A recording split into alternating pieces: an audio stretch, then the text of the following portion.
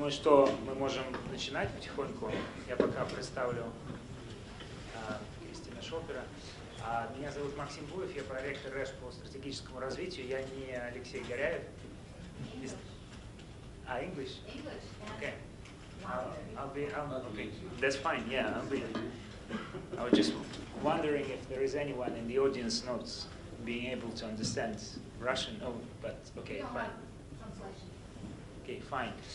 Anyway, my name is Maxim Buyev. I'm Vice Rector for Strategic Development at the New Economic School, and Alexei Goryaev, who was supposed to be in charge of today's session as a moderator, he's unfortunately not with us, so he asked me to substitute for him for this evening. So it's my great pleasure to introduce Professor Christian Schopper, who's been working with New Economic School for ages, really, for a long, long time.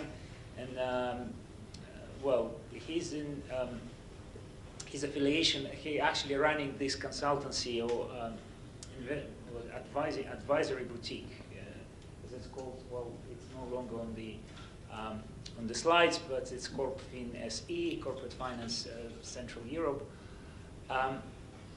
So he has a wealth of, literally a wealth of experience in corporate financial matters.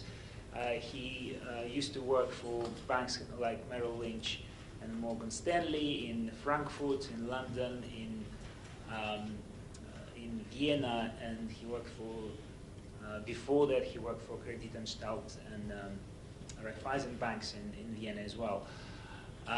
So he advised on literally a variety of issues linked to corporate, well, typical corporate finance issues, mergers and acquisitions, management buyouts, leverage buyouts, capital restructuring, and so on and so forth. Well, this is his sort of side of his knowledge as far as corporate finance is concerned, but beyond that, he's very much interested in the functioning of the arts markets, and this is what we're talking about today. And a year ago, he already gave a lecture here, right, in Moscow Exchange on the on art as an investment, how basically is an investment asset. So today, today's lecture is more about the mechanics of arts markets and some funny things going on there, curiosities that he come across. Yeah, and I would say so. This is it, really. I mean, well, I can literally talk about Christian's biography for much longer, but without further ado, just please welcome Christian Schopper.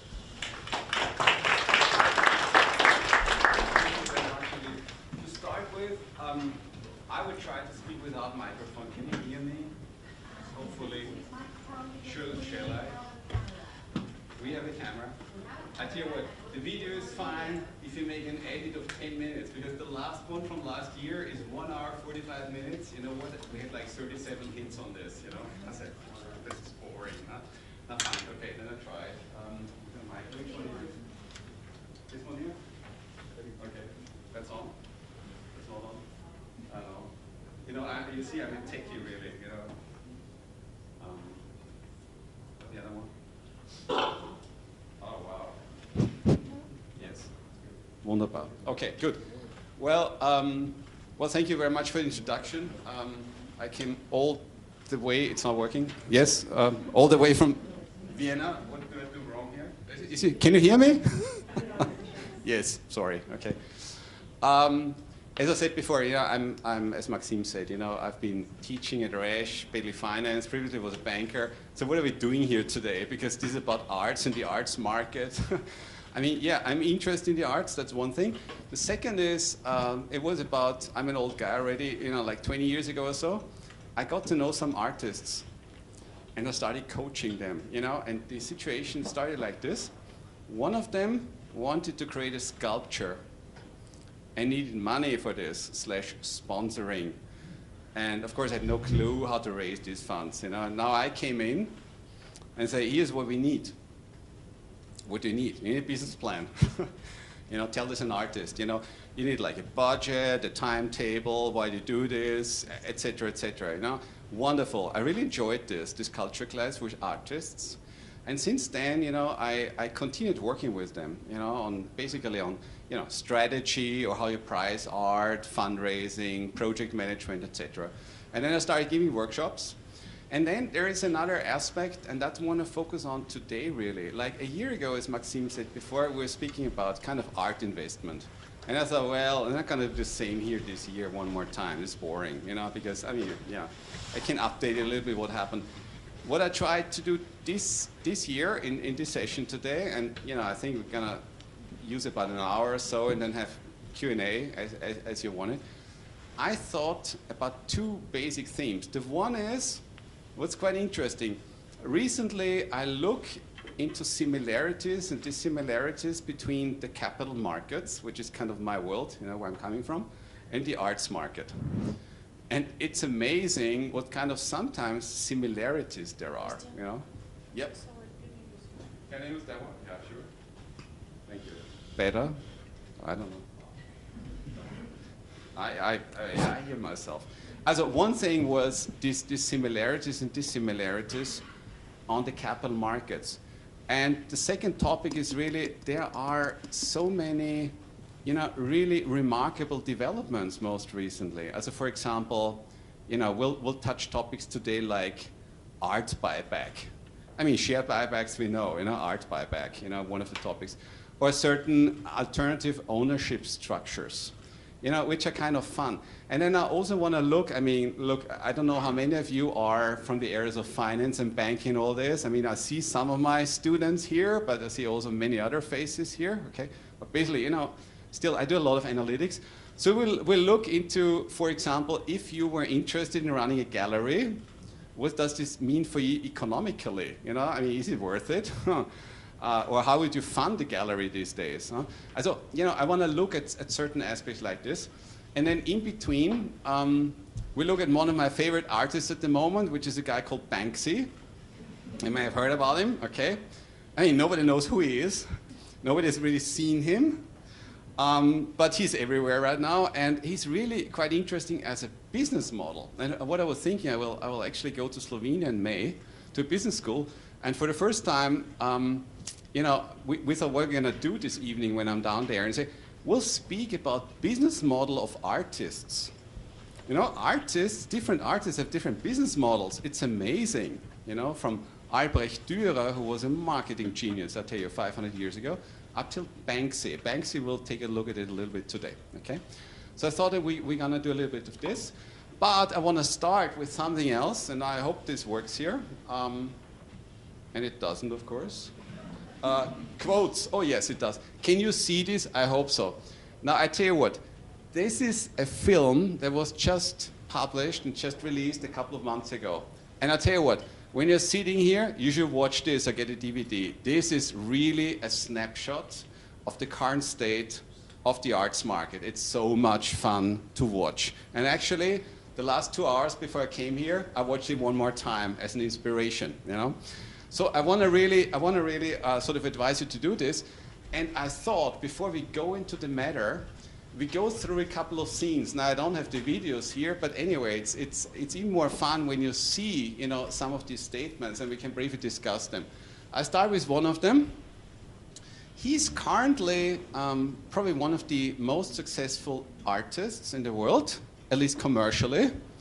And it makes sense that I start with this slide at the Moscow Exchange, which is the holy grail of capitalism in this country. This guy was previously an investment banker. You won't believe this. For 6 years, he worked at Wall Street and was actually a trader, a very, very successful trader in cotton. Okay? His name, you may know him, or some of you may know, is Jeff Koons. Okay? And Jeff Koons right now is really one of the most expensive artists.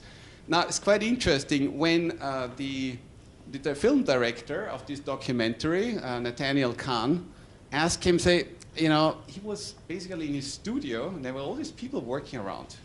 Also, it's like a modern Rubens, if you want to. I mean, Rubens, as you know, also had a big workshop, you know, many, many people working for him and with him. And he said, so does it matter that you, Jeff, that you don't actually physically touch the canvas with a brush. I mean, you know, Jeff is standing around and all these people are working, you know. I say, what are you doing actually, you know?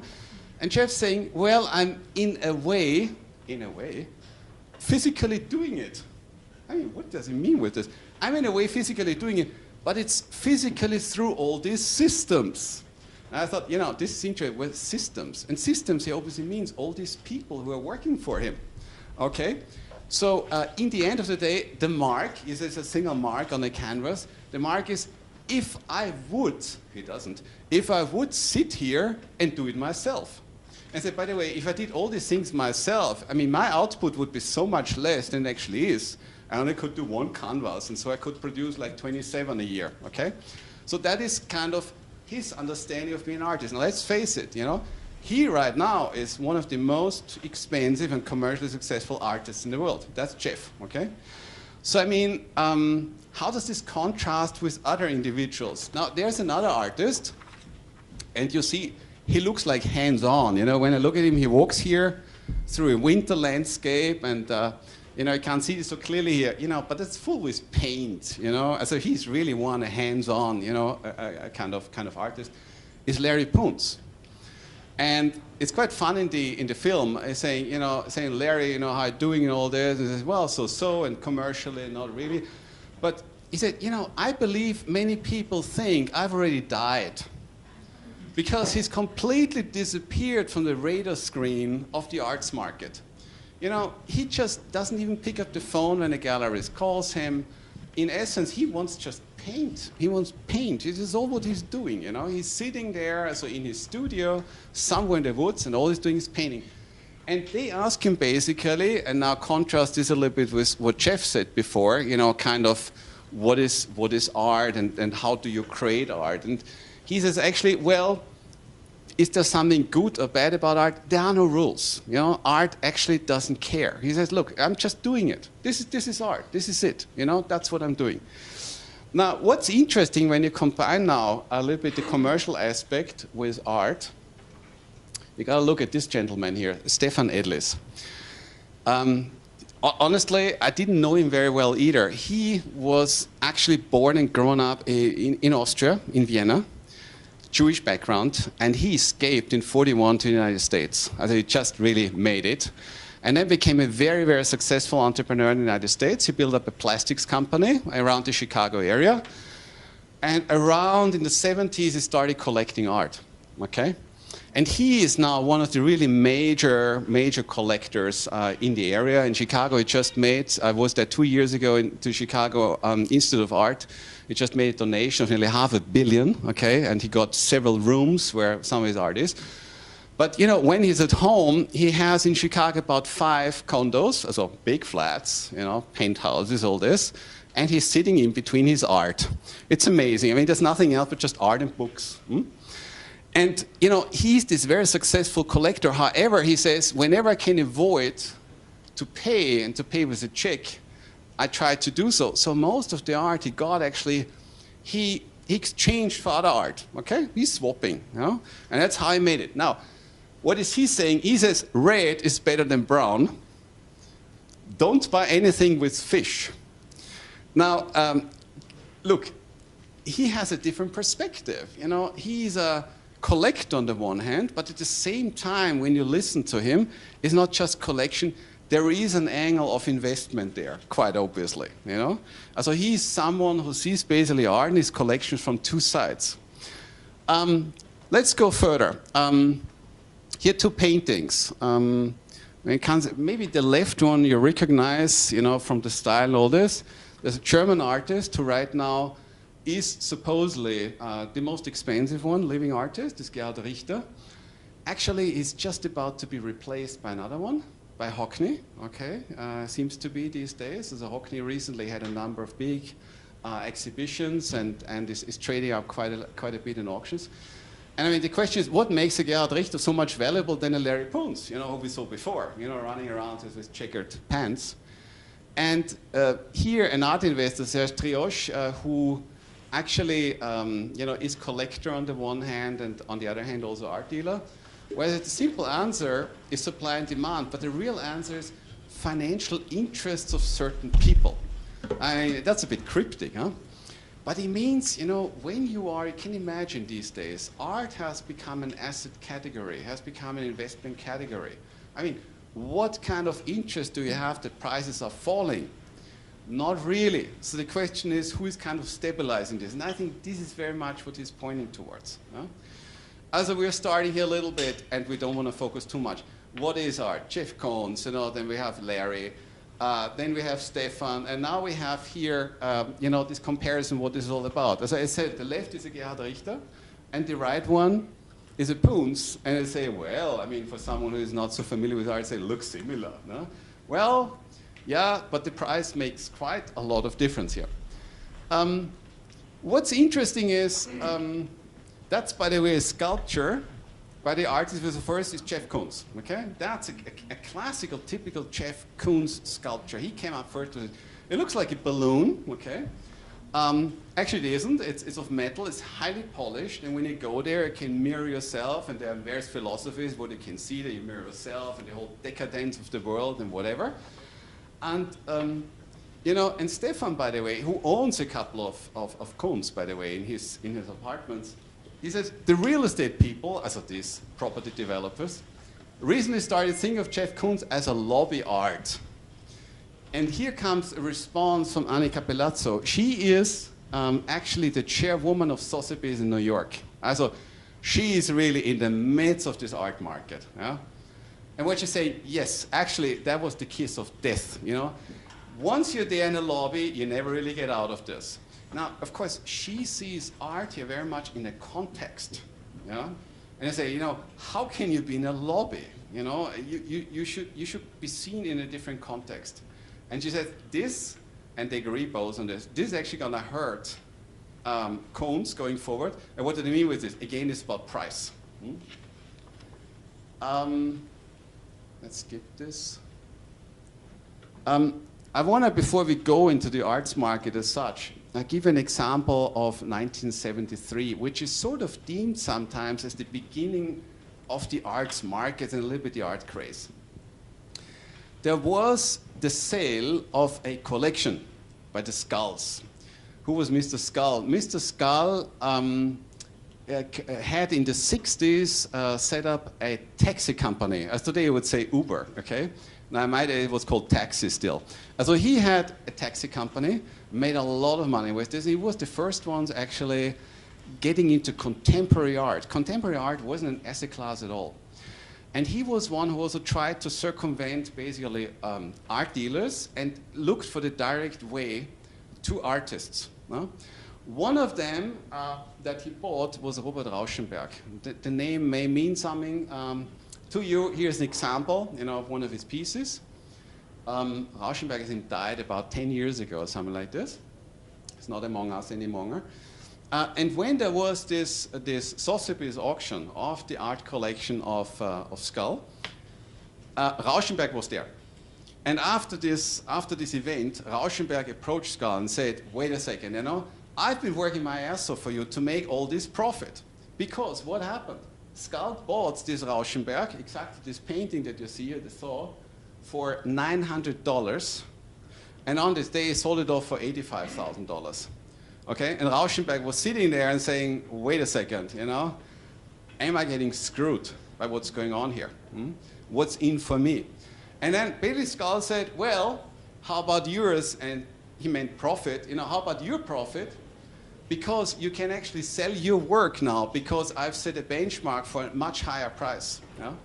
But this moment was really also about very much a culture clash that you see between an artist and a collector making money.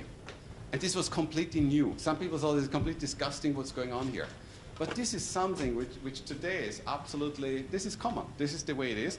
And I'd say when we look, I'm a lawyer by education, never practice it. But when you look at it today, I don't know how it's here in Russia, but artists in Europe, for example, with certain copyright protection, today participate actually in transactions like this. So when you sell a piece of art these days, I think in my country it's like 5% or so, would go back to the artist again. I don't know for how long, is this 20 years or 50 years, something like this, but it's not that you're cut off completely any longer, you know, as was the case back then. This is again Gerhard Richter. Gerhard Richter, as I said before, the probably most expensive living artist right now. He was invited to one of his exhibitions, and then he's pointing to this painting behind him here and said, by the way, it's not good when this here is the value of a house. I mean, he said, I like it, but it's not worth a house, you know? So he completely rejects what's going on in the arts market these days in this price dynamics. And then Amy comes in, you know, she's this Sotheby's woman, and she's amazing. I mean, when you see what drives her, you know, she asks, for example, are you very nervous when it comes to the day of the auction? And she says, I'm completely calm there. I said, what drives you actually, Amy? She says, getting the deal. Okay, so getting the artwork, you know, getting the artwork from a collector, you know, or maybe placing it with someone else. It's the deal. I think she could be working at Goldman Sachs easily, you know, being a deal maker there, being an absolute rainmaker. She's sort of a rainmaker in the art scene. That's actually what she's doing. And she's saying, well, you know, Gerhard Richter is just saying this because he basically tries to avoid rich people. And he's really someone who doesn't feel comfortable in this. Also, Gerhard Richter, when there's an opening, he hardly shows up. He doesn't want to deal with these people who are rich and buying his art. He doesn't like this. You know, he comes from Eastern Germany. He grows up very, very simple. He went later on to Düsseldorf and then became sort of big over the years. But, you know, his background doesn't match that. One more idea here. This conversation takes place in Stefan's, one of his apartments or penthouses. You know, he's this collector, Stefan Isler. And Nathaniel from the film and he are looking at this painting. I'll come back in a second what this really is. And they say, well, you know, Stefan is saying that, well, the surface is really to die for. It's everything. It's spritzing. I mean, when you come from my country, you know what spritzing is. Spritzing is, we have, for example, we mix wine with mineral water. I call this a spritzer, you know. Something is bubbly, you know, exciting, wakes you up. Huh? It has all this, the collage stuff. It's rich. I bought it for 10 million. Well, for 10 million, and that was quite a while ago, about 10 years ago, 20 years ago. How much would it be worth now? 100 million. Isn't this high? Yes, it's a high price. Is it worth it? What do you think Stefan is saying? What do you think? Does he say, yes, I agree, or it doesn't matter? Here's what he says. Well, let's see. The stretcher, what's the stretcher? The stretcher is the frame. And yeah, it's this wooden stuff, you know, which the canvas is put on. $80. He said, well, what else do I need? I need, of course, the canvas.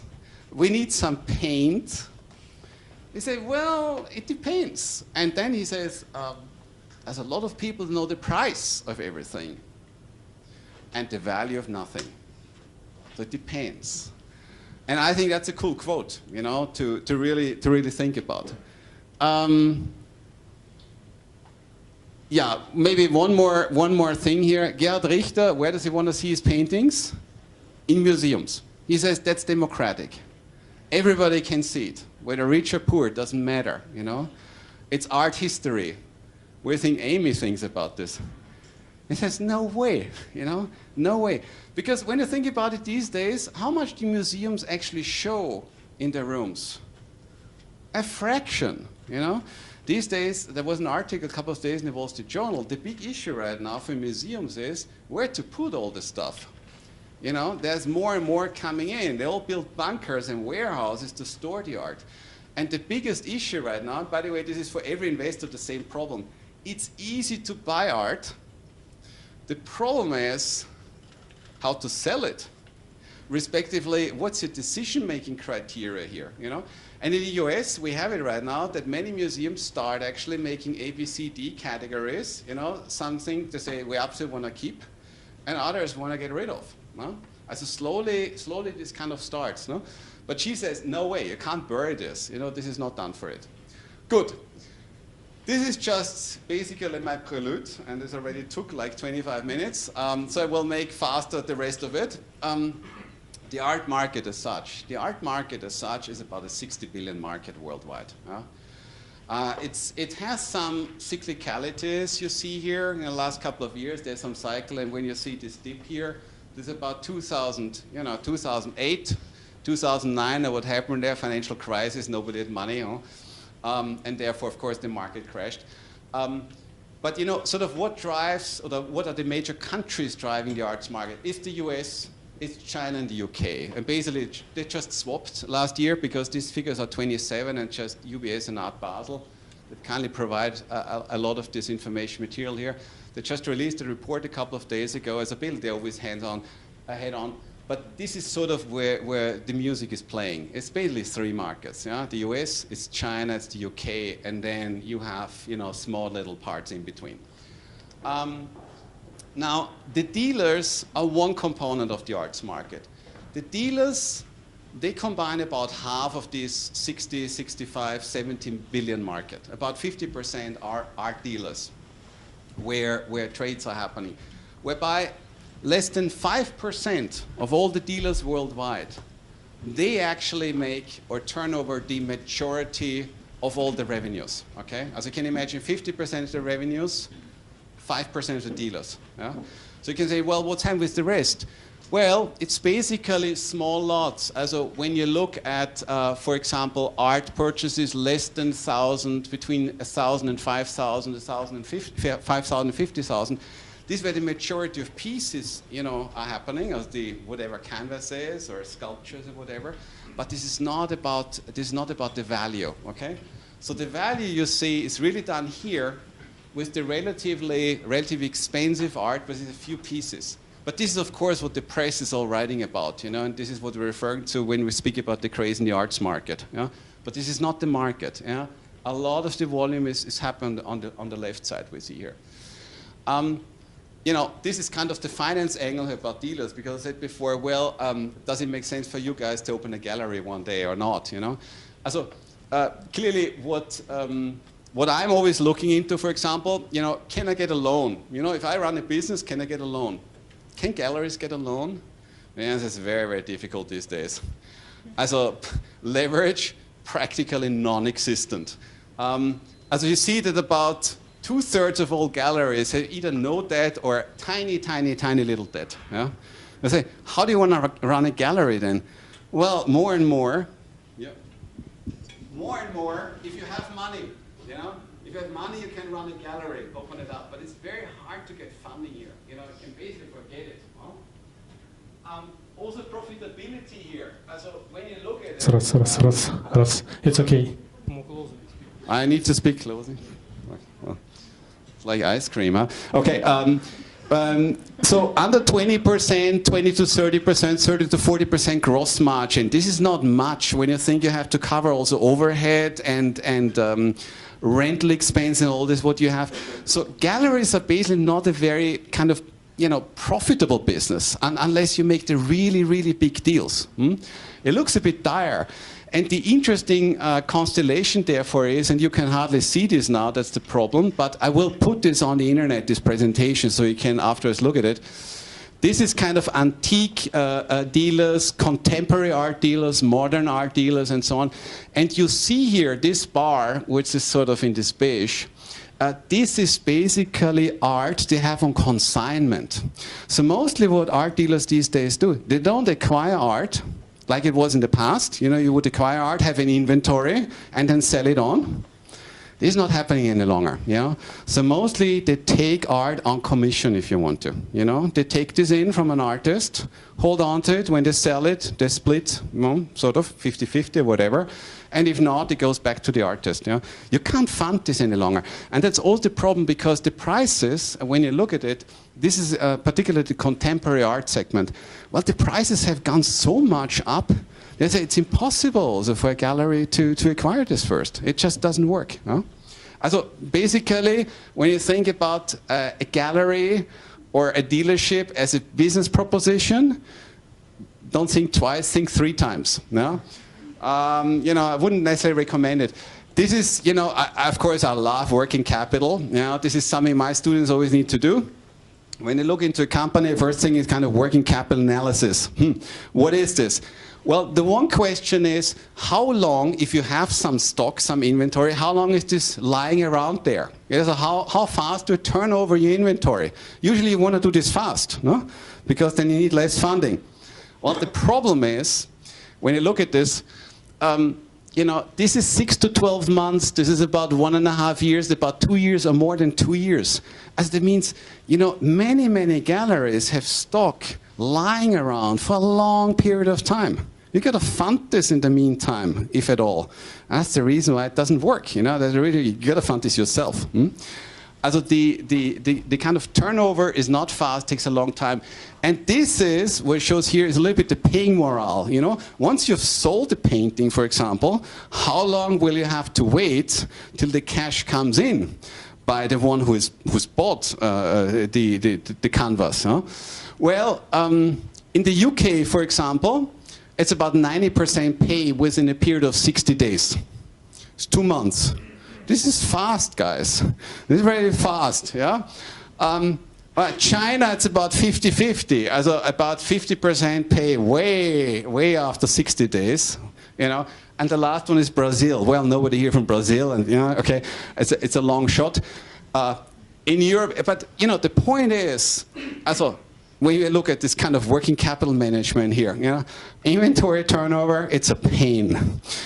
Paying morale, well, I mean, you know, this is not a retailer, a food retailer, you know, basically where pay cash. No, this is not the way it works. You know, you're waiting quite a while, you know, till the money rolls in.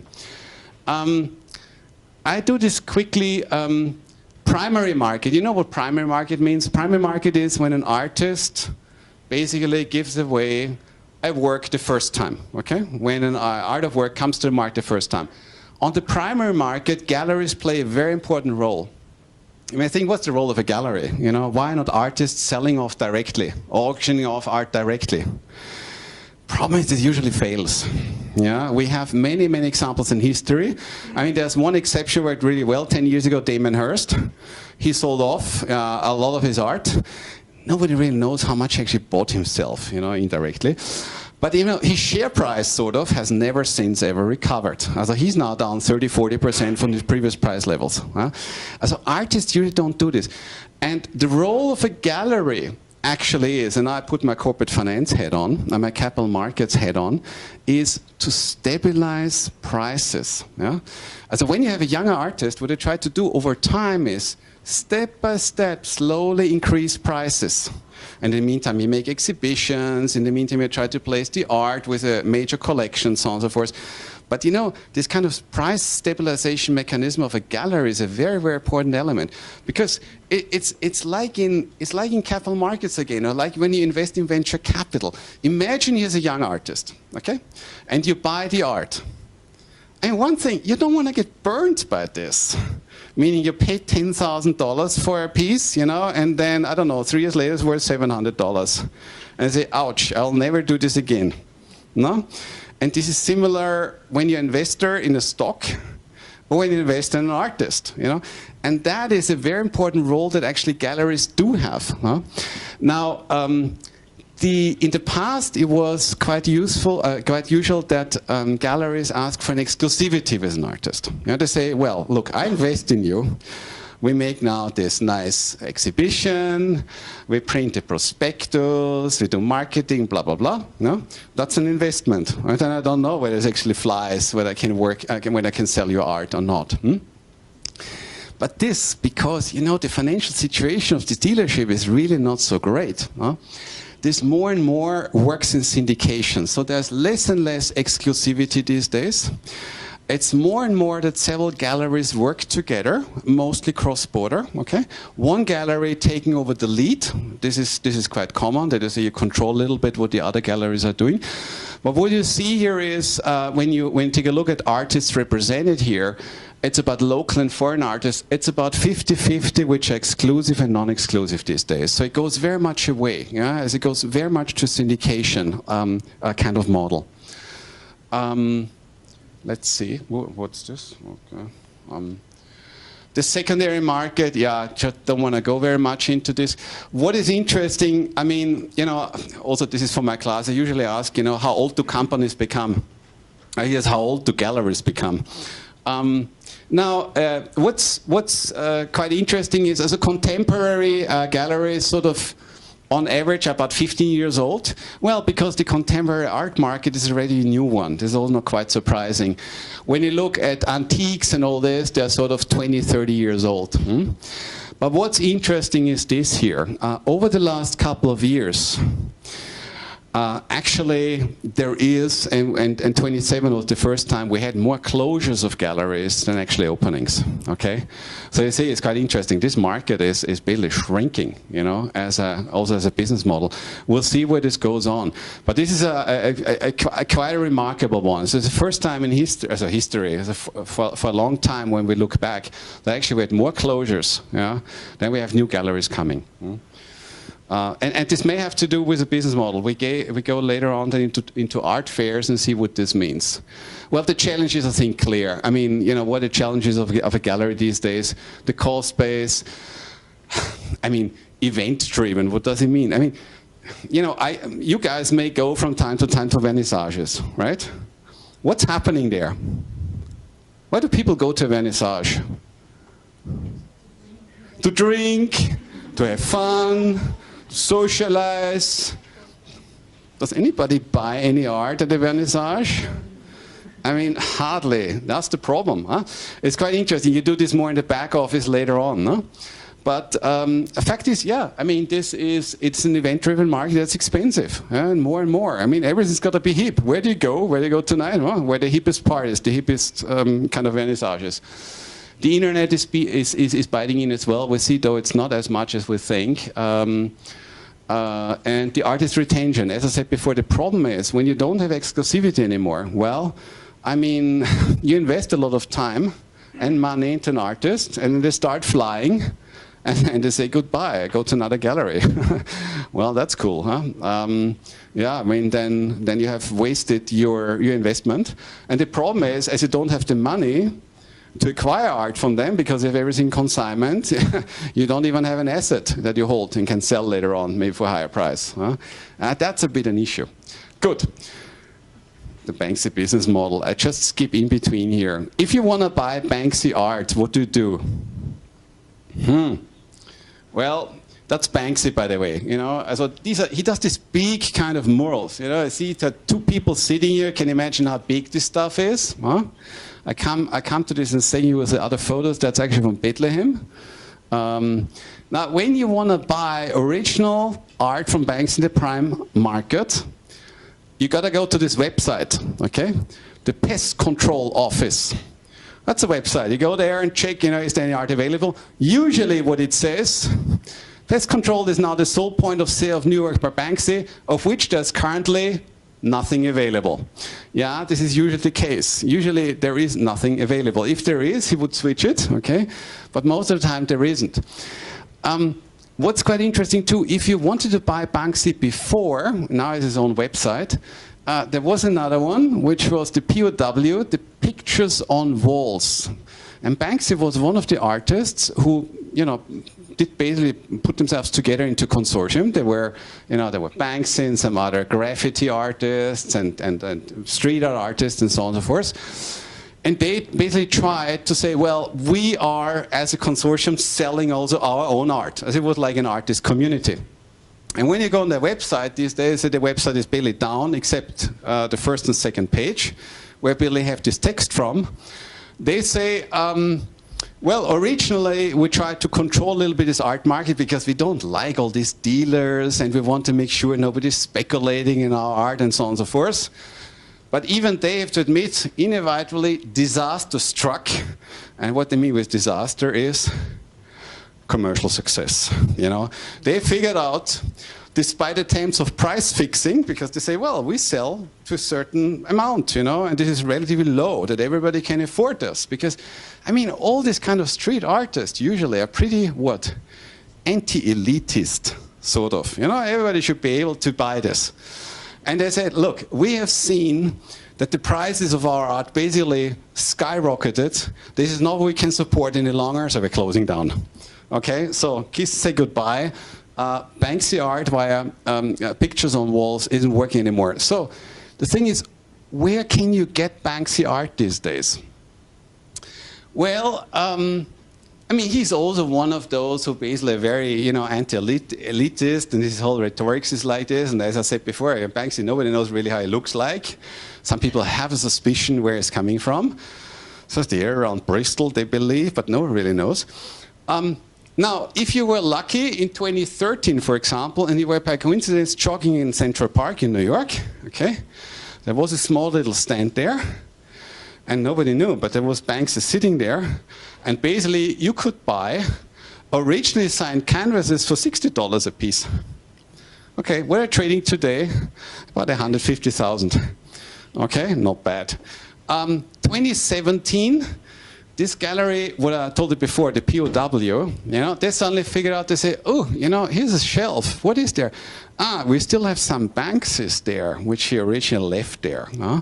So what they did is, they didn't just auction this off. No, of course not. Anti-elitist, they say, we make something which is fair, a lottery.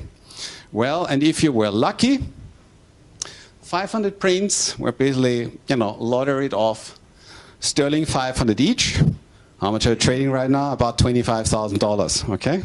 Good.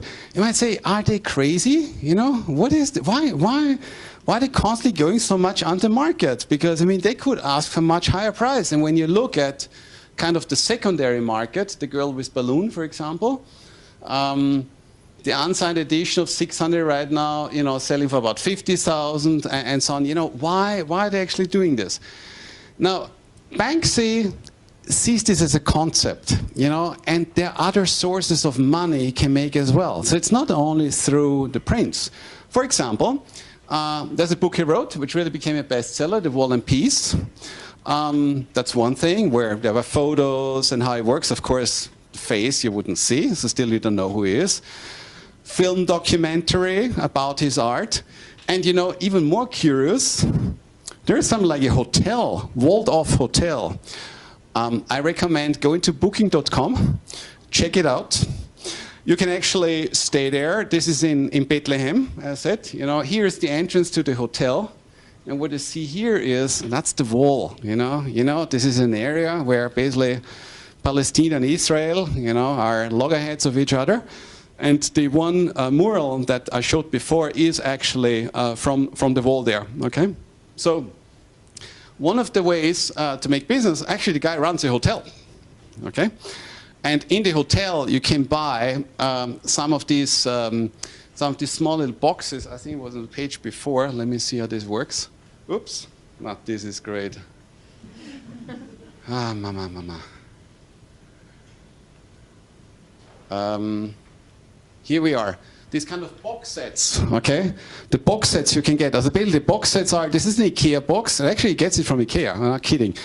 And there's sort of a postcard in there, and you can get this only at the hotel, okay? I thought, that's something how he makes money. This is not only about selling his pieces. Huh? Also, he does have a business model. Good. Dealers. These were dealers. A little bit how to get Banksy. Now, let's quickly look at auction houses. The auction market. Also here, it's basically driven by, when you look at it, US, UK, and China. This is where most of this, most of the volume is turned over. Here, what's quite interesting is, also here, when you read about auctions, you always read about these big deals, you know, read about this Da Vinci and so on and so forth. This is what covers the press. But also here, when you look at it, most of the transactions are happening in this area. So these dark bars here, this is the volume. You know, this is the volume of lots.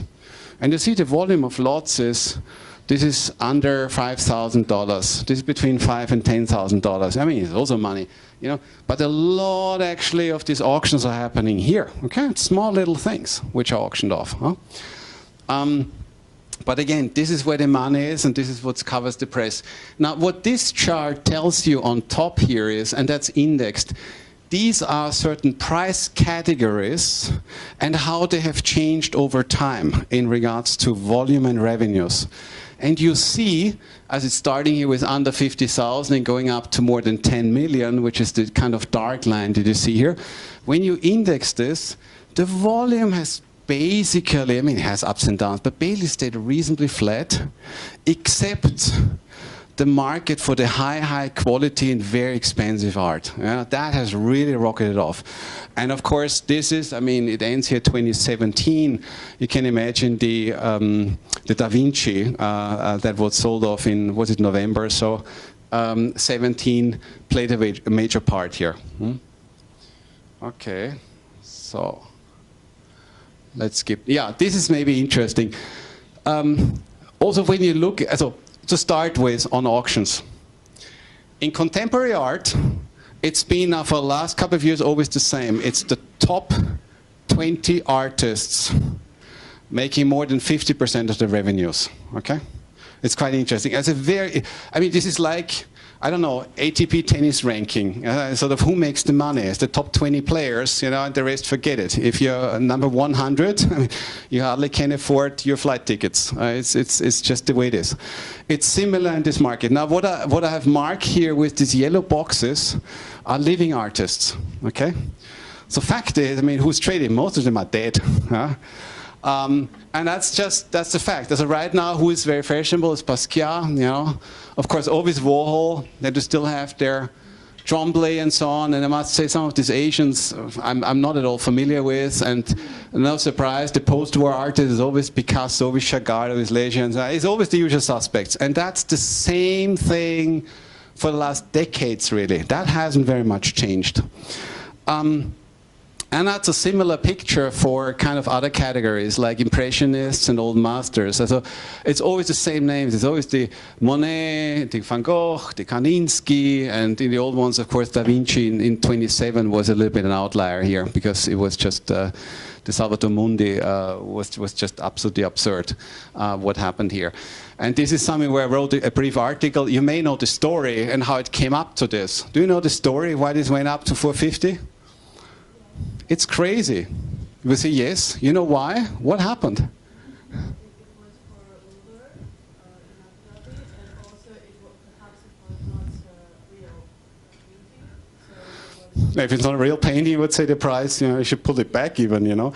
And also but it was a reason of some politics in Asia or somewhere. it was politics, but it was purely Middle East. And it's, you know, for this, you got to look into geopolitics. And the topic is Qatar. You know what happened? Qatar right now is kind of, you don't want to look at this, right? There were, you know, kind of, you know, sanctions against Qatar and all sort of stuff. You know, it has to do, a long story, whatever happened here. Now, the interesting thing is, until this moment in art history and auction history, there was never, ever a painting that someone bought for more than $40, $50 million that you resold at a profit. Never. And this painting was previously bought for about $120 million, okay? And the Qataris were offered this. And the Qataris were offering about 80 for this.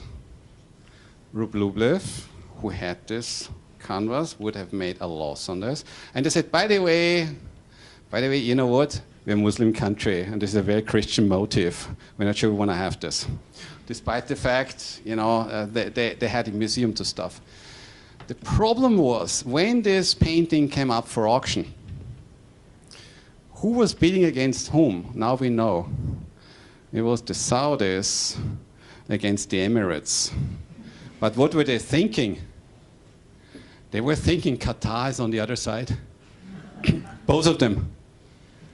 I mean, you know, you must imagine. And here is like, you know, who can afford more? Huh? And they said, we're going to price them out. They thought the Qataris on the other side, the Saudis and the Emirates. And they went up and up and up and up and up. Can you imagine? You know, they would have bought it for 80. So they went for 450 to the Saudis. What was the problem then? What happened in 2017?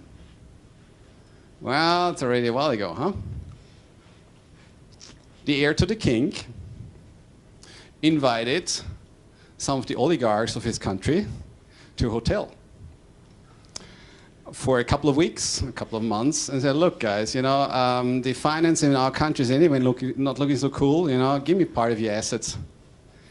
Then you can get off again, And that was exactly the moment when they saw this, who were thinking they were beating it as Qataris, were buying this stuff. Is this looking good? This is not looking good at all. When you have a budgetary problem, when you have jailed, some of your mates. I mean, it's a big family down there in Saudi Arabia, right? This is not looking good. So the issue was, we have a problem with this painting, huh?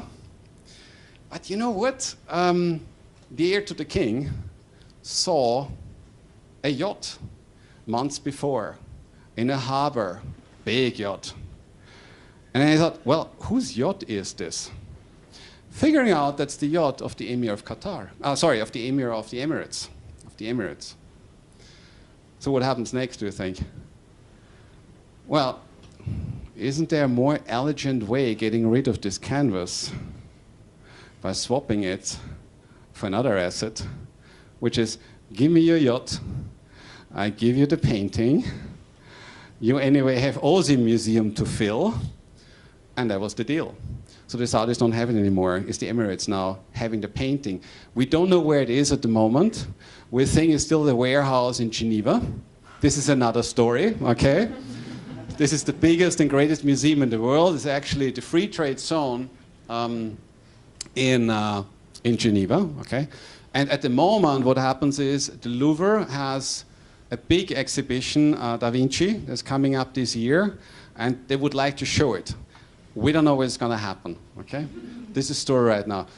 But that's happening at auctions. Can you imagine? I mean, is this anything but fundamental value? No.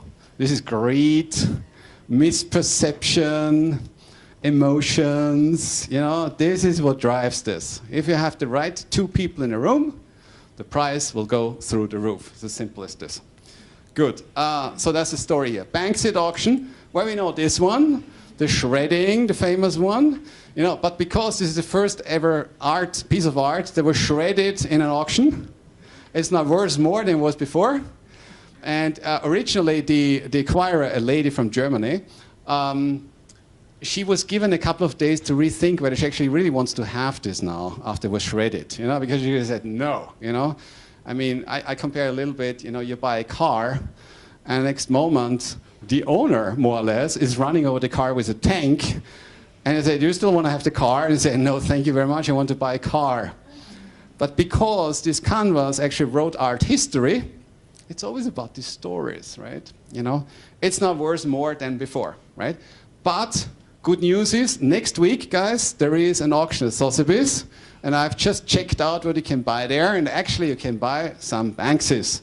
This is very hard to read here.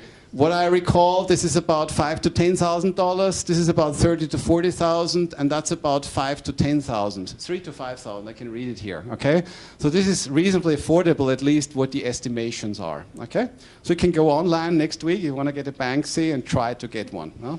And who knows? But fact is, Banksy again. When you want to get a Banksy these days, the problem is you can only get this on the secondary market. As I said, his website sold out. Sorry, there's nothing available. Online sales, quite fun. The arts market regarding online sales is really lagging behind.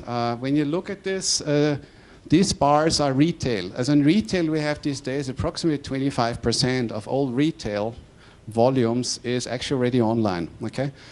In the arts market, we're not there. We are sort of double digit in this area. However, we must make a distinction. The smaller deals, the smaller galleries, for them it's getting really important, okay? But when you look at the big houses, and I mean, I have some friends working at Sotheby's, for example, on internet strategy, it's not so easy. And I mean, of course, would you just buy Picasso online? I mean, give me a break, I mean, it's kind of course you wouldn't, and you want to see this. So it's, this is still a little bit sort of an unresolved issue. And I mean, blockchain is a similar issue. I mean, you know, there's a lot about hype about art and blockchain, all this. I mean, clearly, authentication and provenance, this will help with the technology. I mean, I'm not a techie, as you can see, with microphones even I have a problem, I'll leave alone this. It's still to be seen, you know, what role blockchain will actually play in the arts market. Banksy Online, I said already, you know, what we can get here. Exhibitions, I quickly just go through this because this is a way to see art, and it's important to establish prices. Because once you say, well, this piece of work was seen at this exhibition, this exhibition, this exhibition, it's a price marker, absolutely, it's important. Now, the number of exhibitions basically is flat to going down. It's just the price development. These things have become so expensive.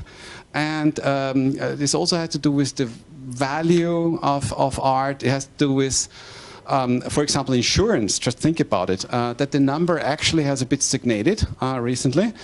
However, what you see also here, who is shown, you know, which names drives the big shows? It's always the same, you know. When you look between 2007 and 17, yeah, it's the Warhol, it's the Picasso, it's the Neumann, it's the Richter, it's always the same people. Yeah? And now and then it's someone else.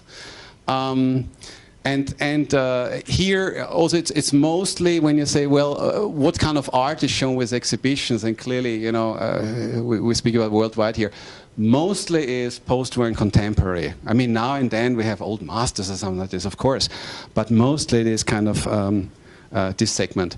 And therefore you see also what commercially, what role this plays. Good. Another section, where can you see Banksy's art? Not on the street. No? For example, here.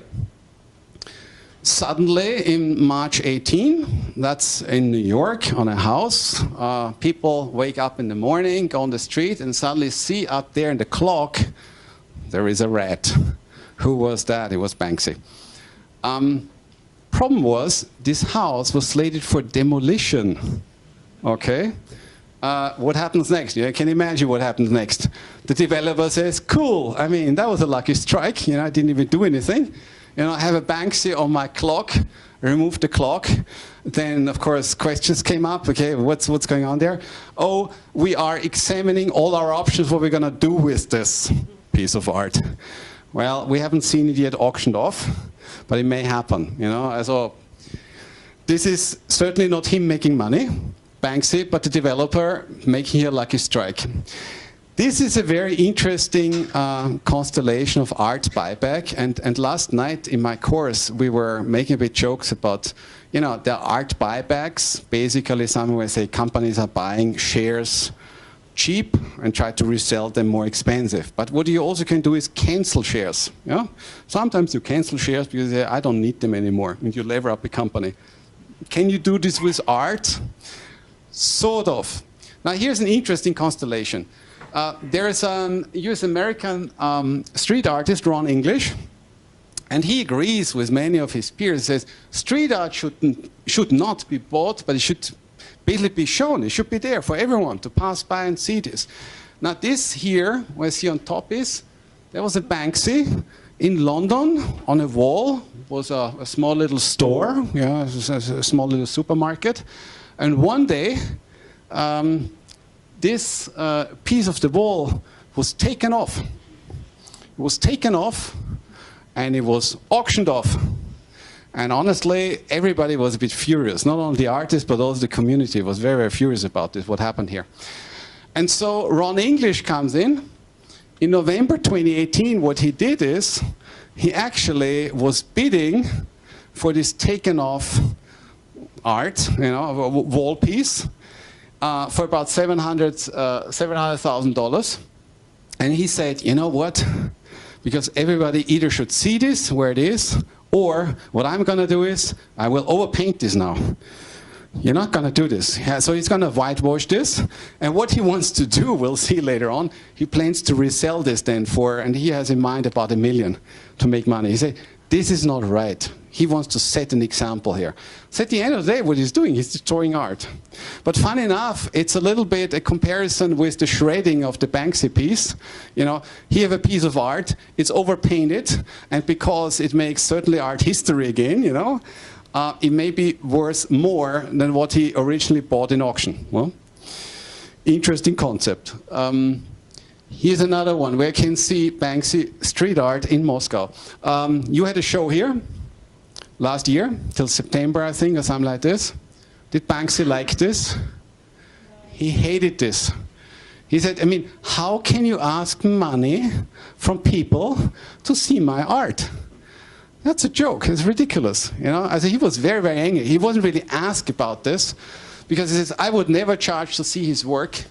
And but you see, it tells you a little bit about how these guys tick, you know.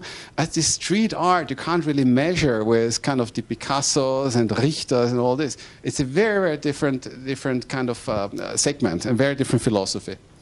Good. Quickly going to art fairs. Art fairs have become important. As you see, the number is really, over the last kind of 20 years, is rocketing up. What are art fairs? Art fairs basically is like a trade fair. You have many, many galleries there exhibiting. And then you have sort of a strict customer segmentation where, first of all, you know, the high net worth individuals come in for like 2-3 days where there's just private viewing. And it's basically opening for public later on as well. The fairs these days for dealers play an important role. As about half of the, not quite, but 45% or so of all the sales that a dealer these days make is through actually these art fairs. As art fairs has become really a major industry and platform to make business. And geographically, that's quite interesting. It's spread all over the world. So when we have right now the TFF in Maastricht, I mean, would you think about Maastricht as a cultural capital, sorry to say? No, not really. Yeah, it's Maastricht. Or Basel, when you think about this.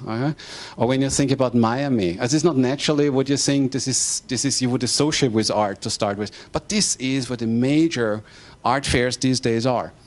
Where are we? Yeah, this is, yeah, also here, so what this shows in essence is also art fairs are not just about the very expensive art. A lot is in the bracket between $1,000, $5,000, $5,000 and $10,000. This is where most of these deals are happening. Also art fairs are reasonably, Richter would say, democratic. Maybe would like this. Let's look at these high net worth individuals.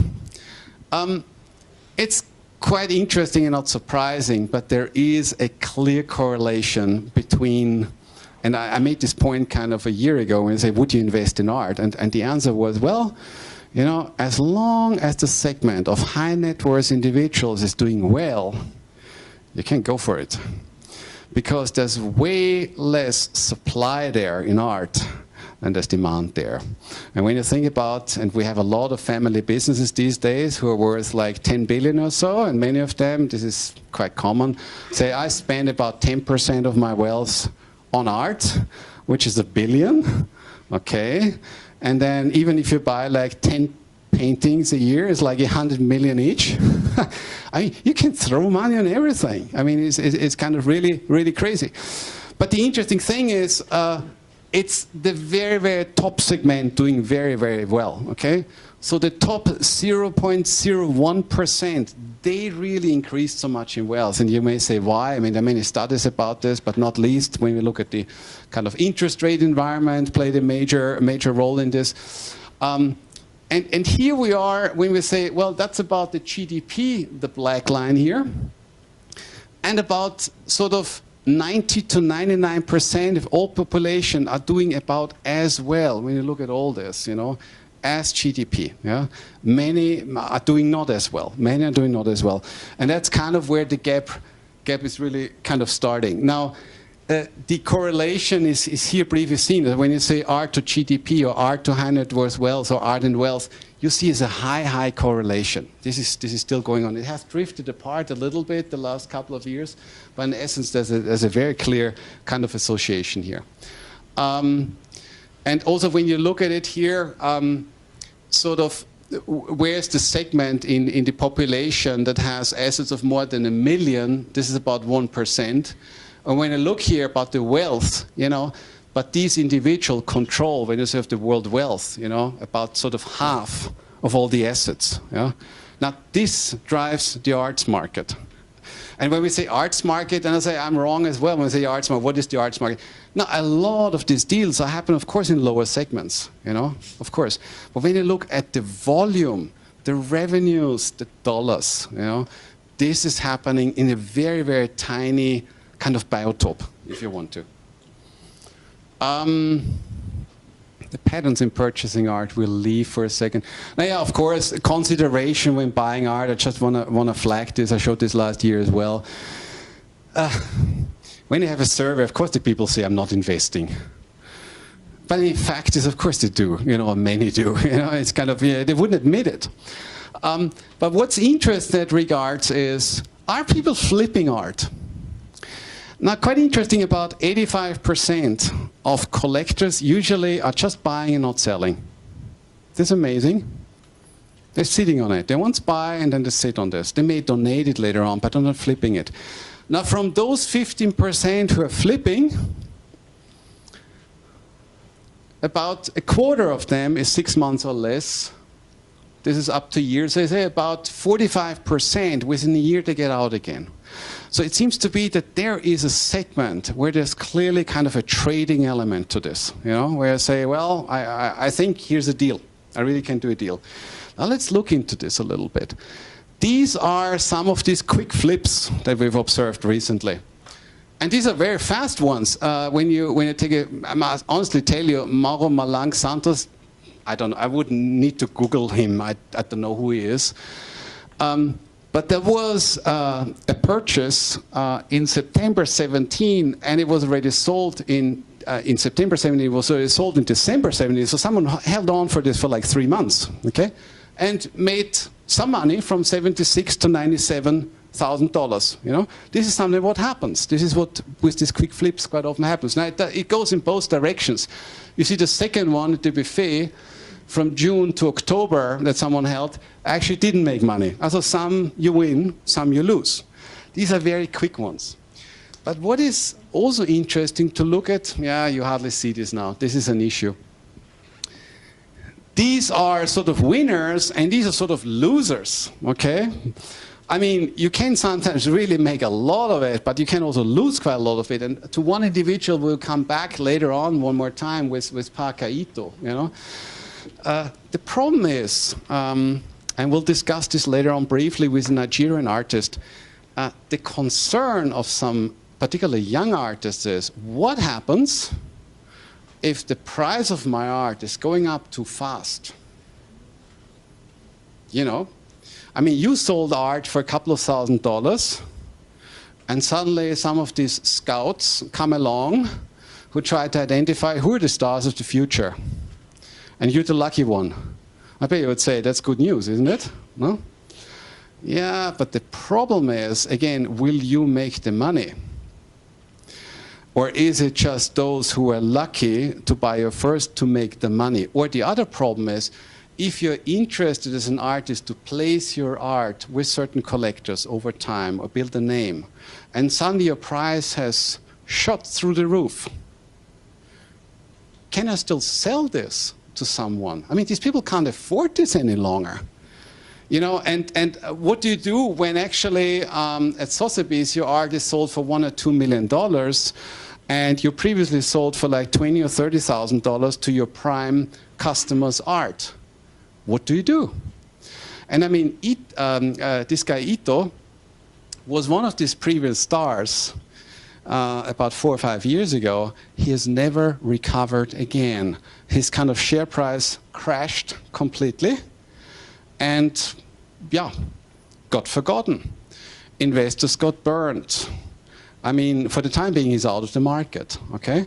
So, I mean, when you look at this, Ito here, there was, this is July 14, this is October 17, so this was just about 3 years.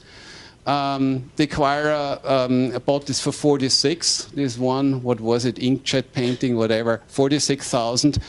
And it was sold off for 4,000, you know, 10%, right? Minus 90%. So these things happen as well. But these flips, therefore, really can also destroy careers. Well, I come to this in a second one more time. Arts buyback. Now, what we see with art, we saw an example before with Banksy, right? This art buyback and destroy art, so this whitewash, no? But sometimes artists like Armand is a classic case. He died about 15 years ago. He, for example, figured out that even in his own collection, he didn't have anymore some of his earlier art. He really wanted to have, you know, in his own collection, in his own foundation, kind of the history documented. And there was a piece of work, I mean, frankly honest, it's not my taste. This is a box, you know, and what you see here, sort of gas masks inside. Well, I mean, okay. It's Home Sweet Home #2 from 1960. He had sold for 6,000, about 40 years before. And he bought it back for about 300,000 in an auction, you know. So sometimes you see this literally, wow, yeah. Well, he made money in the meantime, and quite good money. I mean, Armand, I have to say, he came from a really rich family. Yeah, so his family comes from Algeria. He grew up in France. Don't know where else he worked then. Yeah, he was quite successful as well as an artist. So this was quite normal, you know, what his work was worth for. But you know, he said, look, I want to have this for my legacy. This is something which is natural. But here is another case, and that is quite interesting. She's currently one of the real superstars in the art market. But I referred to her before in the case of Ito, you know, where crashed. She was just identified as one of the stars. Her paintings were in the category of 10, 20,000 that she sold. Recently, her paintings sold for 1, 2, 3 million at auctions. And she's also someone who says, look, I'm an artist for the long term. I want to be seen in museums. I want to be in collections. You know, I want to make sure that people see my art, you know, and not disappear in a private collection, some penthouse or so. This is not what I want. You know? And what she tried to do is, she tried actually to figure out who bought her paintings from, you know, through auctions or through dealers, that she could convince or persuade them to hang on to their art and not flip it. Yeah? To basically stabilize her price and not having more material there, because demand was obviously out there. And she's someone who is just making about, in a good year, she makes about 10 paintings, not more, okay? And she recently had a baby like 2 years ago, and then she made like 5 paintings, okay? She doesn't do a lot, because you don't see this here very well, but this is like collage, you know, there are many, many aspects here in between. This takes a lot of time to do. And she tried to figure out who actually owns her art. And frankly honest, what do you think is going to happen? She couldn't. She couldn't. Because you can imagine these dealers, they keep this absolutely secret, you know, who has the art. This is, what is it? I mean, that's the value added to place the art. I mean, this is again coming back to the role of a gallery in the art market, you know, and stabilizing prices, what I said before. You know? Well, how do you do this? Or how do you create this price curve? In that you place art. You place art with museums or collections and so forth. That's all good news. That's all great. I mean, it's good for a story. But at the end of the day, you know, they also play a role in somehow separating the artist from the buyer, okay? And it is a notoriously secretive market, the arts market, yeah? And so she couldn't get through. I mean, she tried, actually, she even had a lawsuit going on, and then she settled kind of with the galleries. In her case, it was particularly bad because one of the gallerists that she had promised that he would place the art with a certain collection, a certain family, and only figured out later that wasn't the case. During an art fair, someone else who was passing by just liked the thing and gave an outrageous price, got the piece of art.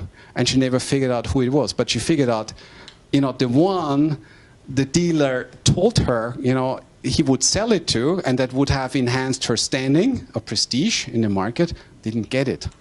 You know, and she was furious about this. So she's someone who is very, very concerned. Also, not only, I think her art is cool, okay? I mean, remember the name, Nikeda and Cooley Crosby. But I mean, this is an interesting case about what do you do when your price, as it is in the moment, is shooting through the roof, you know? How can you actually capture this back? Where are we? 2016. I make this fast. Innovative forms of art ownership. Here's a Picasso. This recently was bought by 25,000 individuals through a Swiss website, basically. It's some kind of eBay thing, if you want to. And the idea was, it was a marketing gag. I mean, one has to admit, you know, there is a firm called Quokra. Even I hadn't heard about it. It's an internet company, and they want to have a marketing gag. They say, you know what? We invite people to subscribe, $50 each, to buy a share in this Picasso. Then we go for this Picasso. And by the way, once we have this Picasso, you guys, like in a shareholder meeting, vote where you want to see it next. So first it was shown in Geneva, an art museum. Right now you can see it in Sion, in the Perronneau Foundation. Yeah, that's where it's hanging. Huh? So each subscriber for $51, and you have now 1/25,000th of this Picasso, gets a card. And with card, you have a free entrance to see the Picasso. You know, and you see a small little piece that you own of it. Huh? So that's a way how art could be bought. But fact is, this was more a marketing gag, but it worked well, you know, for this one company. Here's another one. I start here with a share price chart. When I show this my students, my question would be, what happened here? Or something must have happened here, isn't it? I mean, you see, this is a share price, you know, and here it's going up through the roof. Something happened here. And by the way, what kind of company is this? Yulong Ecomaterial sounds like Asian. Yes, it's Chinese. What happened here? The following happened here. Two things happened here. In October 17, and that's kind of a news here, this company rockets more than sevenfold at the share price. You saw this before. It really went up. Well, why? What did it do? They bought the Millennium Sapphire. They bought the Millennium Sapphire for 50 million. How? Well, they made a share capital increase, basically raising capital, raising equity, took the cash, and bought the Sapphire. Now, this is quite interesting because this company actually has nothing to do with art at all. They are sort of a waste management company, and they say, well, what is this actually, what they're doing here? And then they say, by the way, we are now spinning off all our Chinese businesses, we'll divest ourselves of all the China assets and just want to focus on art now. Now, that was the beginning, but it's getting worse. In November 2018, this company suddenly was going for Michelangelo for 75 million. Same thing. They say, you know, how are you going to finance this? Well, we're going to finance this through, again, issuing new shares. When I look at it, however, and say, what actually happened? I mean, you know, you see where the share price is at the moment. This company, we call this market cap in corporate finance, right now has a market cap of 9 million. I say, well, wait a second. If they had really still the Sapphire and or the Michelangelo, this company should be worth much more, isn't it? There are two ways to do. Either if they still have it, I would buy it and liquidate it, you know, if the market price was right, or something murky has been going on here, and this may have been the reason why they say, we don't respond immediately or have any comments to make to these transactions. So I think we should watch the press, see what's going on here. But it's quite interesting. I mean, basically, can you buy art via shares? The answer is, well, it's been done. But frankly honest, whether this transaction went through, I have no clue. We have to watch it. Good. Art indexing and performance. We have indices. We have indices today for everything, also for art. Yeah, we have it for stock prices. Sorry, we have it for certain markets like in S&P 500, or here in Moscow we have it as well for the stock exchange. We have it for everything these days in the arts market or in the kind of, you know, luxury goods segments, whether it's not cars or whether it is kind of wine or so on and so forth. I just put some of them up here. What was a good investment the last couple of years? It was cars, by the way. Cars was always good. The last 12 months or so I looked at it was basically antiques, wine, cars. You see watches here. This is about 5 years. Also cars. Cars did relatively well, actually. You know, again, I can show this to you. But the fact is, with indices these days for everything, we also have it, of course, for paintings. You know, this is just about paintings. But what's quite interesting also here, the mix of these indices has changed. So when I look at capital markets or stock market index, we have, for example, a company called MSCI, Morgan Stanley Capital International. And what they do is they rejuggle constantly these kind of indices. You know, they're changing. They're not always the same.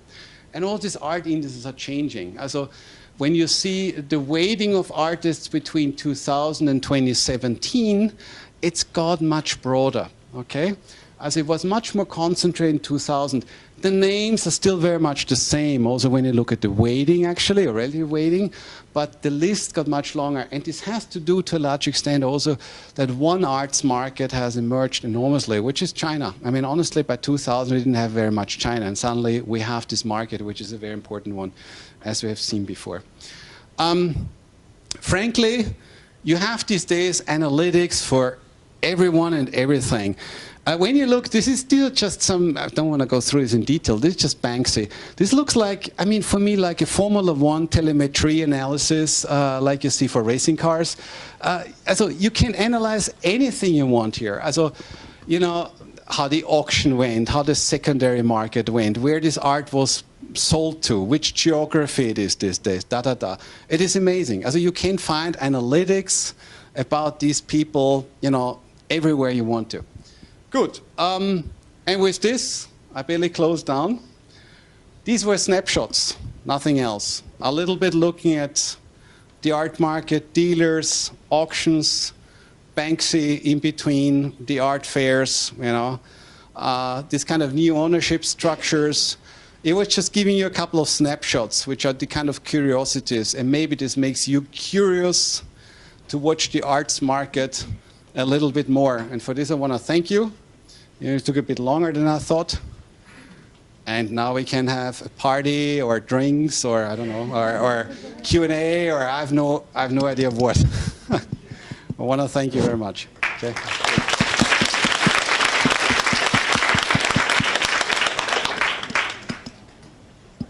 Questions, please.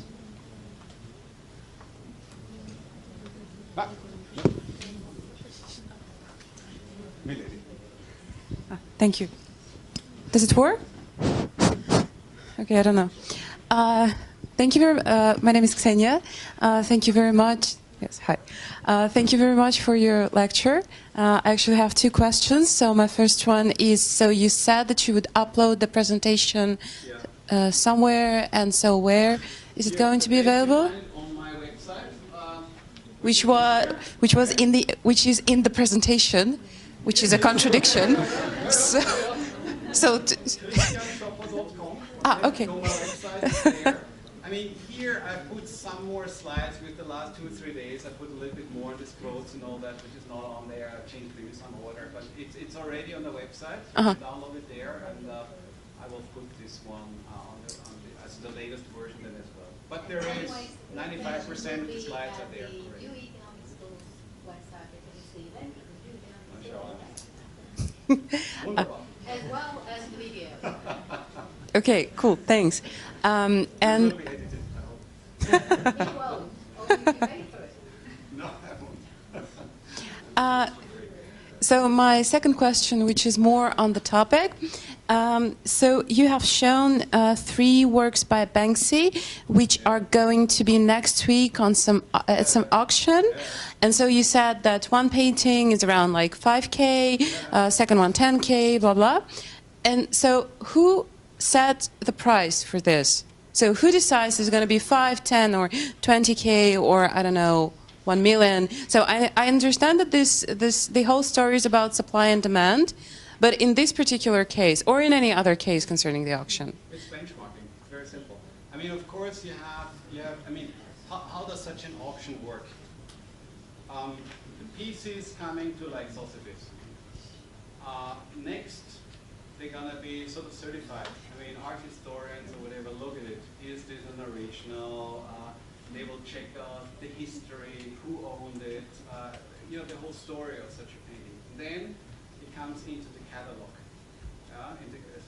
Photograph is there, description is there, and before sort of this price range, which is usually an estimate, comes in, this is together basically, defined with the auctioneer. This is a key, and it's basically an estimate, nothing else. And then, as it is in the auction, it depends who's in the room. I mean, frankly honest, such a lot may fall through. I mean, I wouldn't expect right now for Banksy, because right now this art is hot. Right? It's going to fall through, but it can happen. If the right people in the room, this may, take this one, the girl with the balloon, this may, right now, 30, 40,000, you may see it 120, or I don't know, or it may actually fall through, where I say, no bias in the room. So the thing is that the artist himself or herself does not have much to do with the price. No, don't forget, I mean, this is secondary market. Okay. This is not the primary market. This is not works kind of produced by Banksy and they end up immediately at Societies. No, this is some collector really cashing out, if you want. Okay, which is... So this is the classical secondary market. We have the primary market where the artist has, basically sells newly created work, usually through gallery. This is in most of the cases. As I said, there were in history sometimes cases, because you may say, well, if the artist has a good name, why doesn't the artist auction this off herself? Why not? No? But the history shows that doesn't go well. Even Gauguin tried it before his second voyage to Tahiti, and it was a complete failure.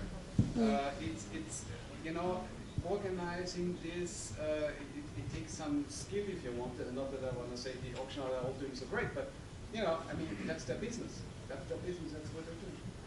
Okay. But the primary art usually goes through galleries. I mean, sometimes, of course, people go to studios, but usually galleries. And the secondary market goes then through dealers and or auction houses, more and more. Yeah, okay, so secondary market is just business, and art stays more on the first one. It is much more. This is where sort of money and art intersect. Yes. So these works here that you see are those from collectors, who are selling it off. Yeah. Okay, danke.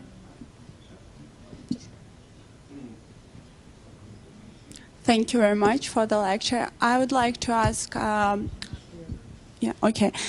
once I heard from a professor that the economists of the country should, when they calculate the GDP of the country, they should take into account the art, painting, some kind of cultural things. So what do you think about it? Is it a good idea? I have no idea. Maxime, do you know? Okay, yeah. I mean, theoretically, I would say, yeah, I mean, services are included, I mean, I'd say, of course, yeah. Also,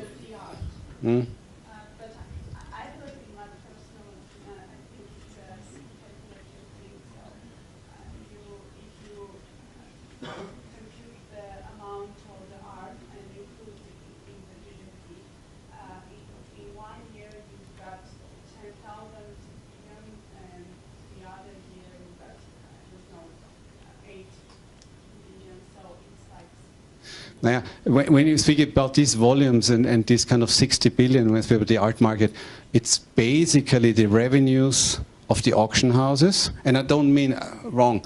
It's basically the turnover by the auction houses, because the revenues they make like 3-4 billion, I think. Sotheby's Christie is about 3.5, 4 something billion. This is kind of the fees that they get. This is kind of the turnover in the auction market and the turnover of the dealers, about 30 plus billion. But that's it. I mean, just on a footnote here, this may not answer your question, but fact is 99.99% of all the artists, I mean, do you know artists? Do you know how they live? They're poor. They don't make money. This is a meager thing. I mean, you got to be very, very committed these days if you want to be an artist. I mean, my recommendation is think hard, don't do it, to become an artist. I mean, they also are completely against you commercially. I mean, I have many friends. I mean, like in my country, I guess it's not much different here. I mean, you try to get grants from the ministry, and then it's a couple of €100, you know, and I mean, this is how you get, you know, from grant to grant sometimes, and if you're lucky, someone may actually exhibit you. Doesn't mean you're selling yet anything. I know artists who live from their parents, even at the age of 40. Yeah, I mean, yeah, that's true. Yeah, and that's an interesting. I mean, we're drifting, of course, from GDP. I feel strong about art entrepreneurship. Therefore, you know, I think artists should be. They don't want to hear it quite often. Should be entrepreneurs. I mean, producing art is one thing, but then you got to sell it. You're like an entrepreneur. And I mean, we have good examples who do this well. I mean, you can say Jeff Koons. I mean, that's why I was at the very beginning. Well, no doubt. I mean, look, I'm not an art historian in all this, and obviously he's important. But I think he's a great businessman. Damon Hirst, I think, is a great businessman. Andy Warhol definitely was a great businessman. I mean, when you see documentaries, how he did his art, you know, I mean, he threw these parties, you know, at his loft in New York, and there were 100 people in his studio, and he said, you do this, and you do this, and he was looking around, but everybody was working, you know.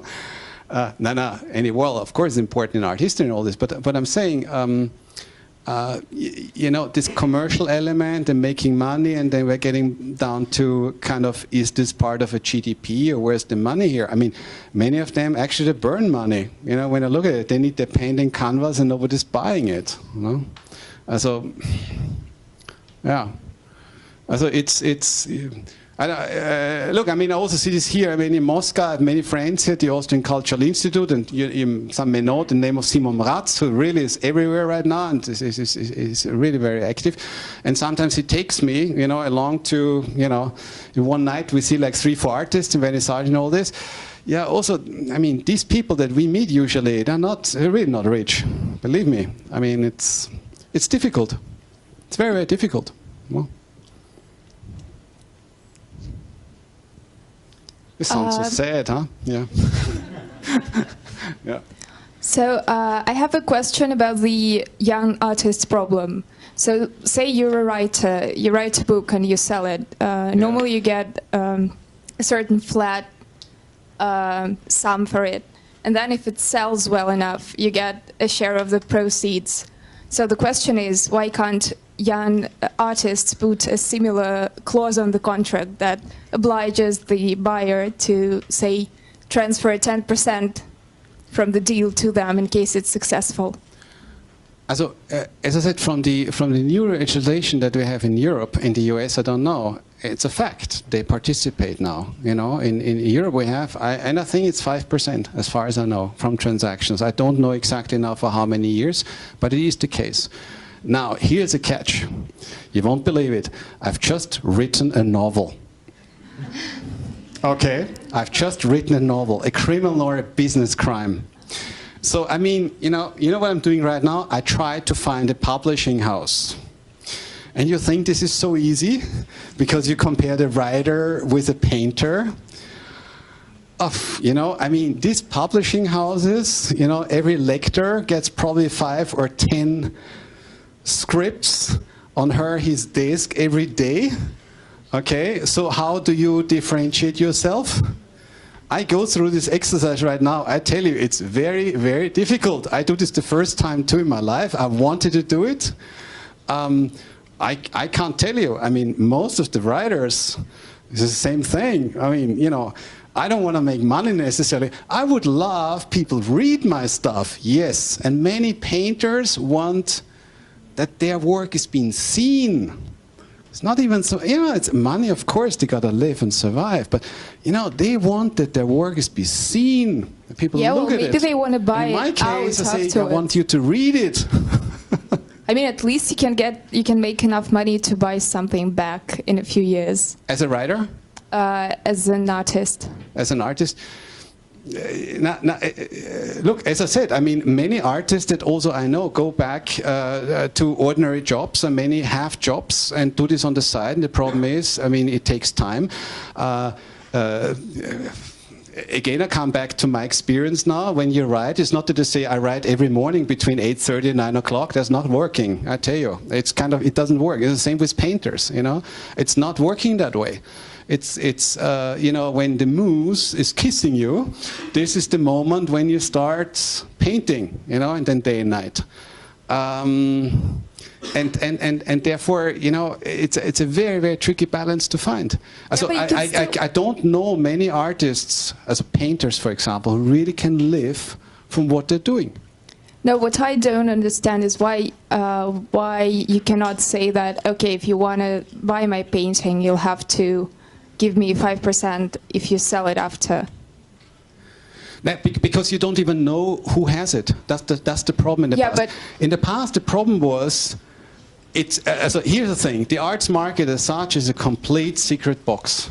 And this is very clear, because all the stakeholders in this industry, be it the auction houses, sometimes you don't know who bought the painting. You say, you know, some anonymous buyer. When you ask me right now who this Banksy, the shredded one, bought, we don't know. We just don't know. Here it's a lady from Germany, that's all we know. I mean, we have some suspicion who it could be. But there are now sort of clearinghouses through which these kind of fees or commissions or I don't know how to call this, you know, is collected. Like in the music industry. It's the same like when you play a certain song on radio. There are clearinghouses worldwide that basically collect a couple of kopecks every time a song is played. But, you know, in some, it is something when your song is played a lot. Huh? That only we have recently in the art business. This is relatively new that we have such clearinghouses. You know, they do that. So that exists these days, but that's a relatively new phenomenon. But I mean, for this, you have to sell art. And there's going to be a secondary market. I mean, you know, there are not so many artists where you have this. I mean, it's a fact. Yeah. Okay, thank you. Yeah.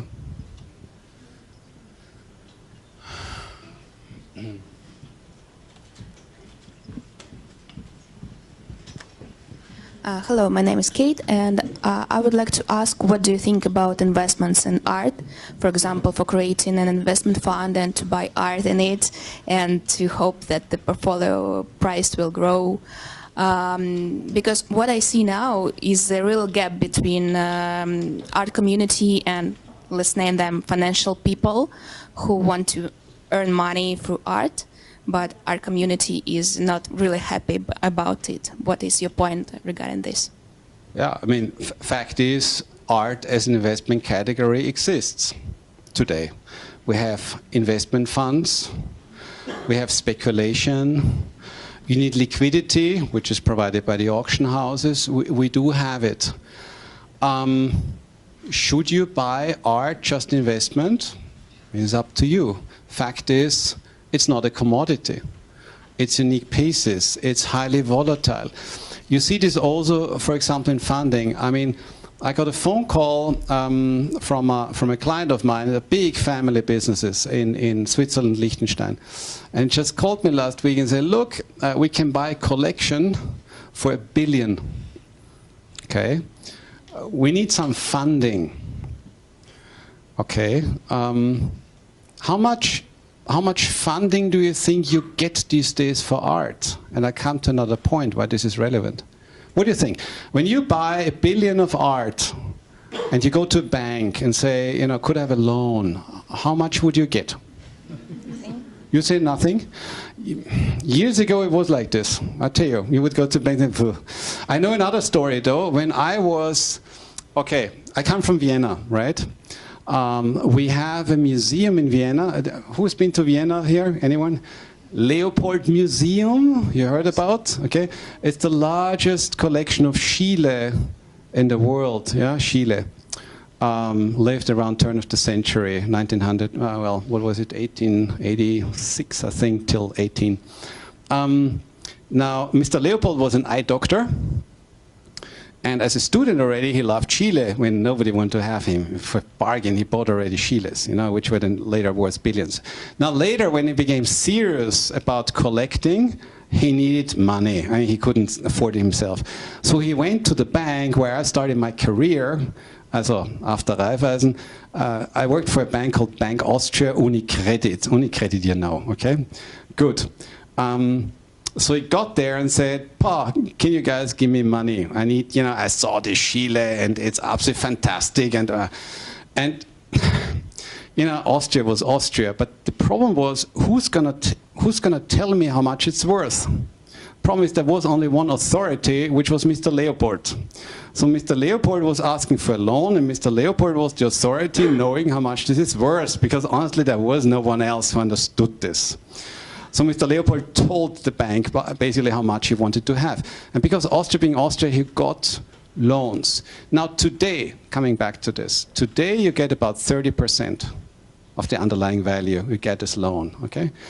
This is, well, still something, but it tells you already, you know, how risk-averse even banks are here in that regards. Because, I mean, if I buy a share, if I, for example, fund shares, I'd get 50, depends, 50, 60, 70%, depends how volatile the thing is, you know.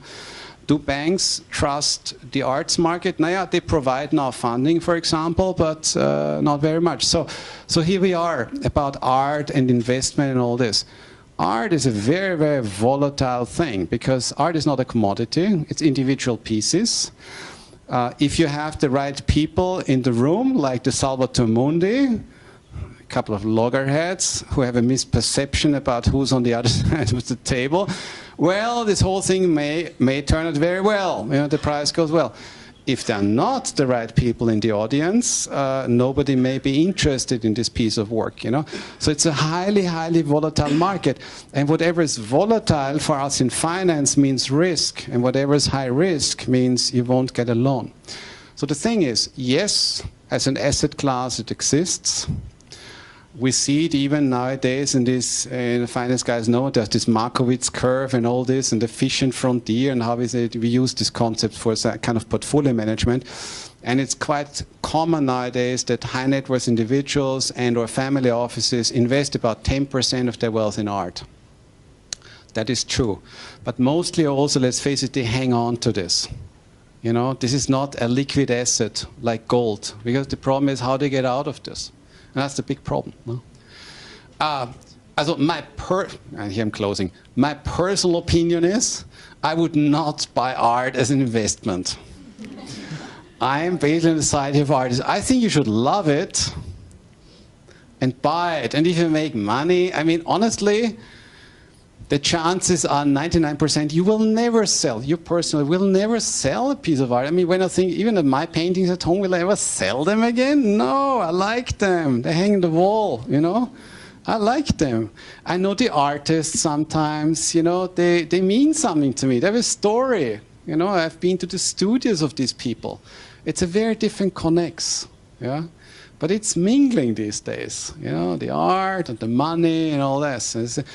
And when you go very often into, when I speak even to my friends who are used to auction houses, I mean, they look at a painting, not stand there and say, "Wow, this impresses me," or whatever.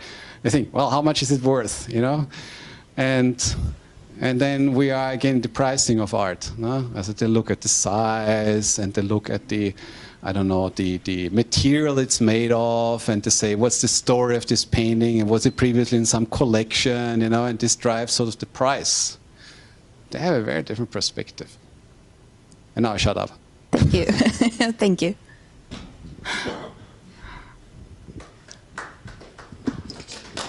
Okay. Achso. No, I'm fine. No. Yeah, achso, yeah. Thank you for your lecture.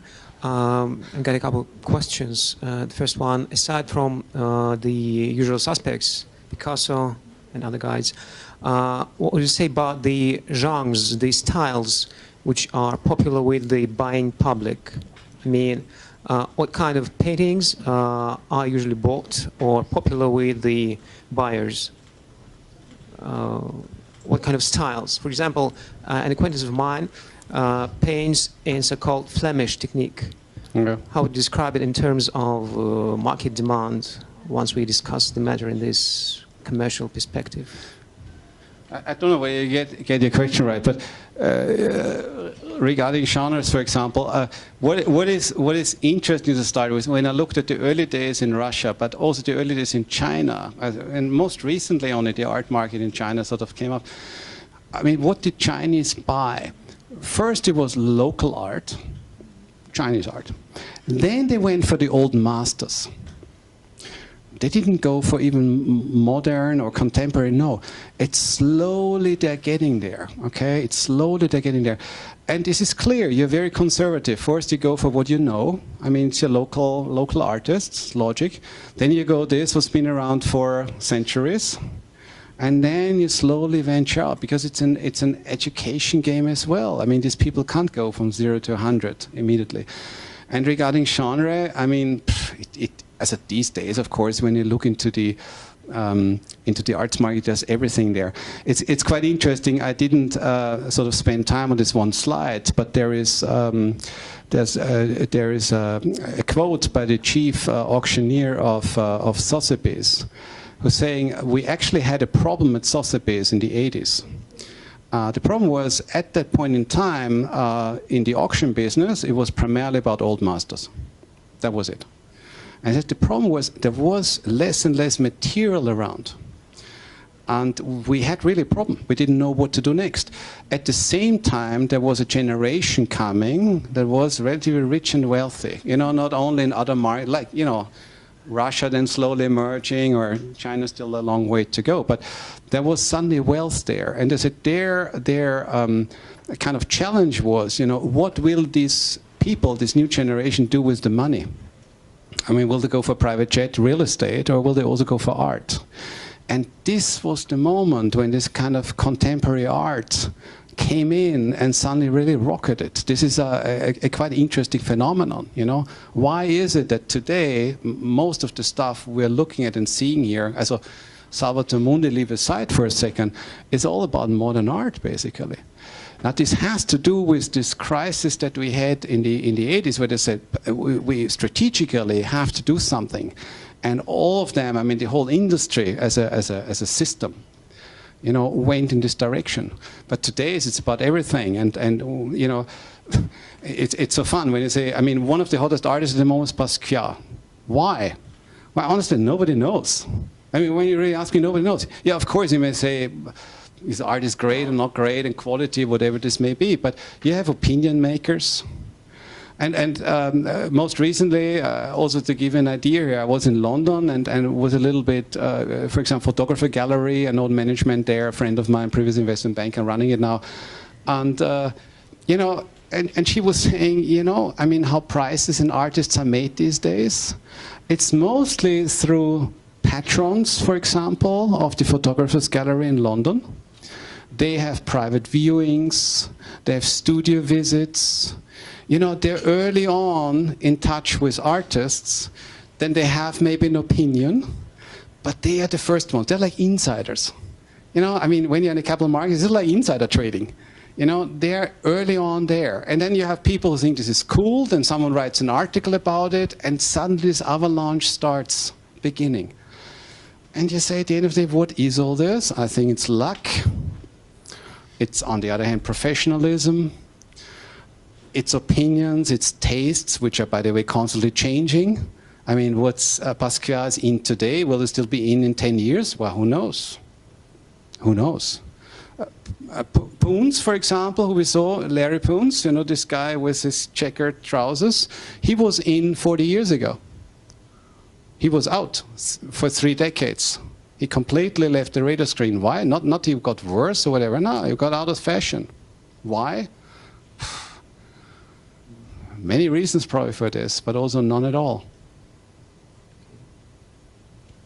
Thank you. Let's take one more question, please, because we're running out of time. The final question, but then you'll be able to ask question sort of in private after that. I mean, just here. 10 minutes. Yeah. Fine. Yeah. So one more question, please. Thank you for the concluding question.